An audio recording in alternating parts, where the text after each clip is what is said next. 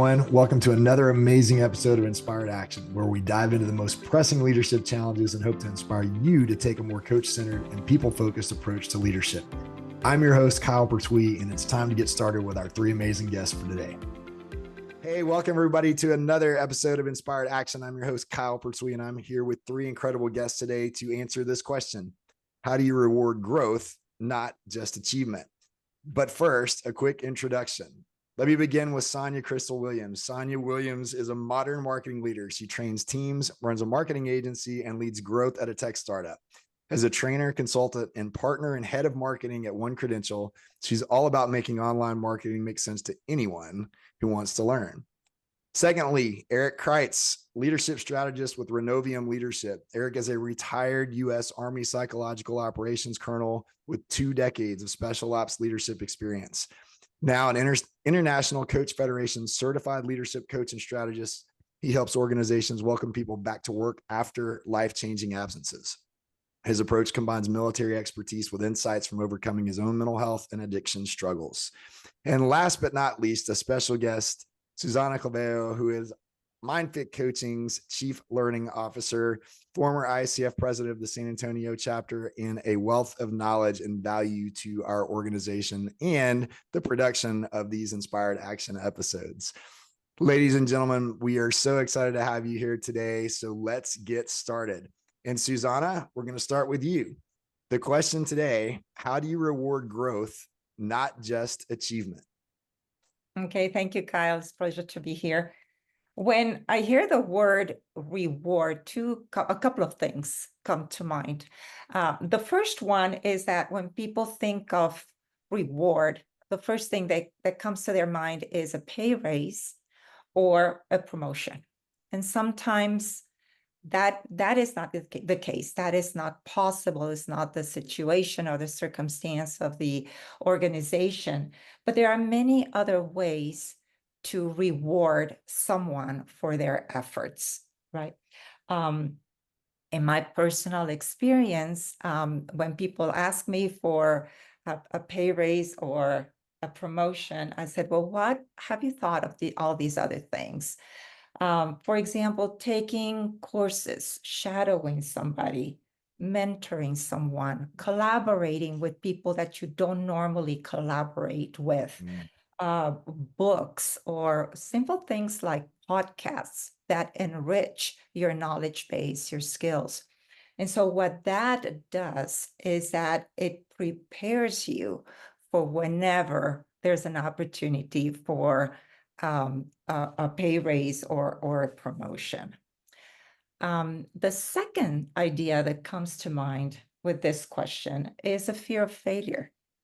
People sometimes are afraid to make mistakes, and that's a reason why they don't want to take risks. And so rewarding risks, not just the result, but just having the courage to do something different out of their comfort zone and taking those calculated risks is very valuable.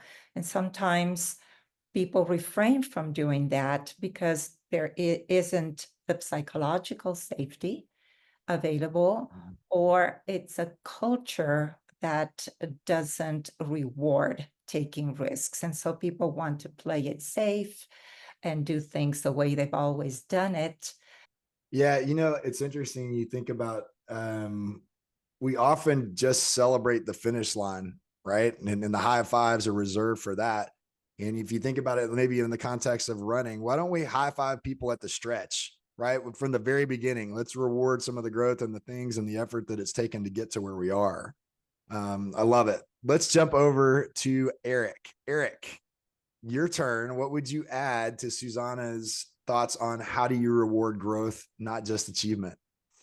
Yeah, I love the ideas that Susana threw out there. And when I first got your question, I thought, well, what the heck is even the difference, between growth and achievement? And as I was kind of taking a look at some things to prepare for the question, I thought, how does a leader even know when a person has grown, and how does that manifest itself, and how does somebody know when that's occurred? And so I thought achievement typically tends to be those external things that somebody does, those metrics that we achieve, those goals that we set, and then we're able to to complete, and we have a really tangible outcome. But with growth as a leader, that's a little bit harder to spot, in my opinion. Growth are some of those things that are characteristic based, maybe even values based, that somebody has. And as we go through as a leader, we're gonna start to see those things as we get to know our people a little bit better. We're gonna start to see those things as we talk to people, as we get to know their aspirations and dreams and those types of things.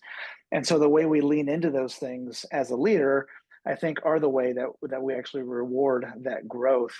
And a lot of the time, the growth in and of itself is the reward. So how do we as a leader help people continue that growth and keep reinforcing that growth? And so providing people with the opportunity to grow. And so, for example, somebody who's maybe working on empathy, we put them in charge of our outreach program to the community, or somebody who's looking at growing in how they communicate. We start to take a look at how do we put them in positions where they can develop and grow that communication skill. And then, of course, leadership is a big one. If somebody's starting to take a look at their leadership from a task focused type leadership into helping other people develop their own leadership, that can be a way that we lean into that growth for that individual and give them those opportunities, along with the mentorship and maybe the coaching that can go along with helping people develop that growth in and of itself. And as they go through that, really helping them take a look at what are some of the other areas you may look at for your own growth, and how do you help other people in their respective growth as well. And so I think giving people the opportunity to grow in and of itself can be that reward. Yeah, we've got to create that opportunity in that space, right? And the safety that comes with the risk and the failure and all those other things. Sonia, how about you? What would you add to the conversation? How do you reward growth, not just achievement? Yeah, thanks, Kyle.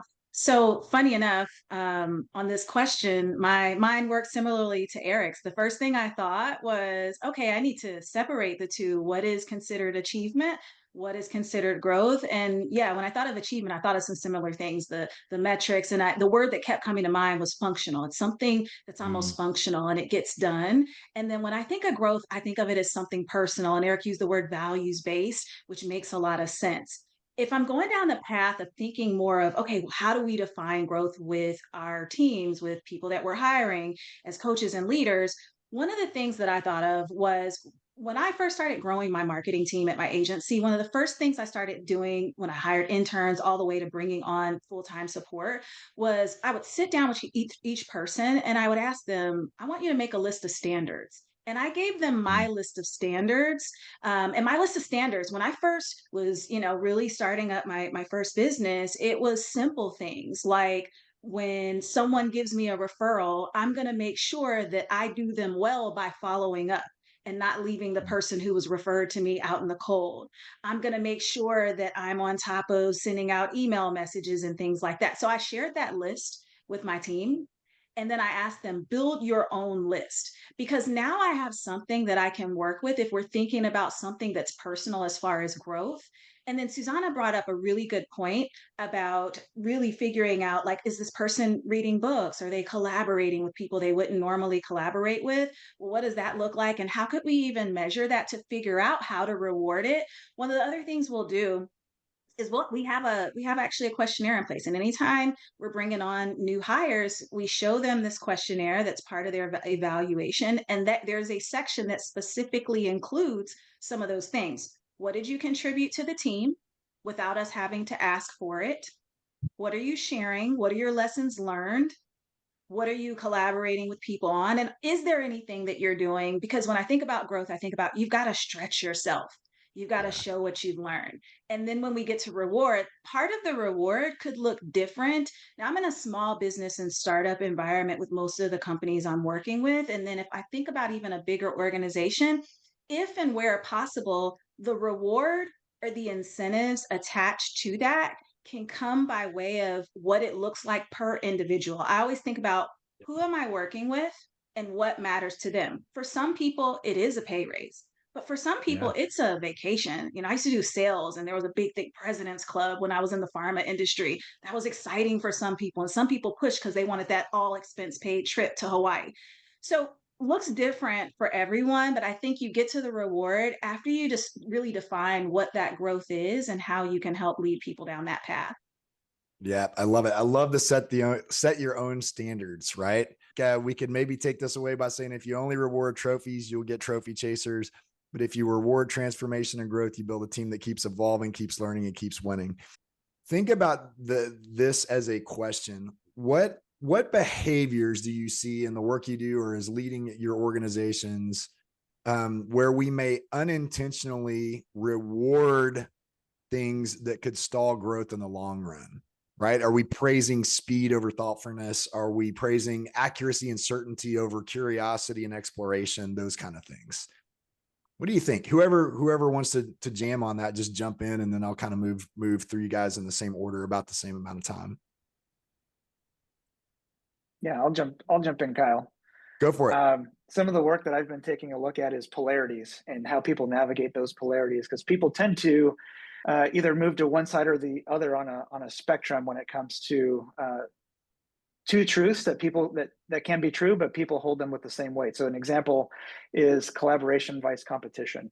And so a lot of the time an organization will see, hey, we really need to collaborate and get with our partners and put some things together so that we can win, right? And so people will start to reward that collaboration, but then they realize, oh man, we're really falling behind on our competition.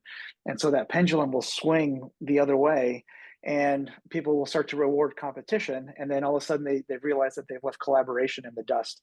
And so some of the work that navigating that polarity looks like is, how do we bring that organization or that individual into the middle, so that we're starting to reward something that values both competition and collaboration simultaneously, and we're able to leverage both of those things when they're needed, as opposed to going all in on one or the other, which is what organizations and people tend to do sometimes. And so how do we reward, like you said, the innovation of being able to bring those two polarities together in the middle, so that the organization or the individual is moving with the right set of tools towards the right problem set?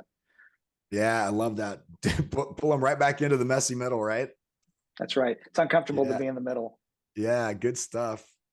Sonia, what would you add? You brought up speed, and sometimes speed gets rewarded because everyone's rushing to the finish line. We have timelines. Teams want to get things done, and I'm in the tech space right now, and speed is a big thing. Everyone wants everything done yesterday. That's just true of usually anything marketing related.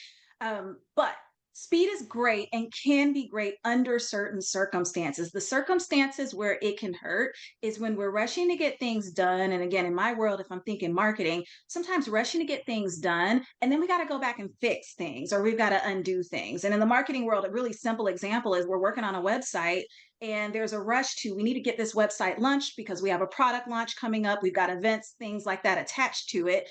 But at the same time, there's some things on that website that just aren't there yet, or there's content that needs to be polished a little bit more. And I think it's a fine line between figuring out, when we're working through these types of things, the fine balance between where do I need to spend time and really invest it to make this right. Maybe not perfect, because it's not going to be perfect, so we do need to roll out sometimes, but we also don't want to come back and have to redo work or reassign work to someone else because someone else on the team was in such a hurry to meet the deadline. Some things that were pretty important got skipped along the way. So speed can be a factor sometimes that can unintentionally cause a little bit of harm. Yeah, I love that. And I think the distinction between speed and hurried is a topic that we could probably talk about for a long time too, right? Because I think sometimes people think they're working efficiently and expeditiously, but they're really just hurrying to get on to the next thing. And sometimes that may be a task that somebody's done for 1,000 times, and that overconfidence comes in and mistakes slip up because, well, I've always done it this way and it's going to work. And then it doesn't, right? Yeah, good stuff.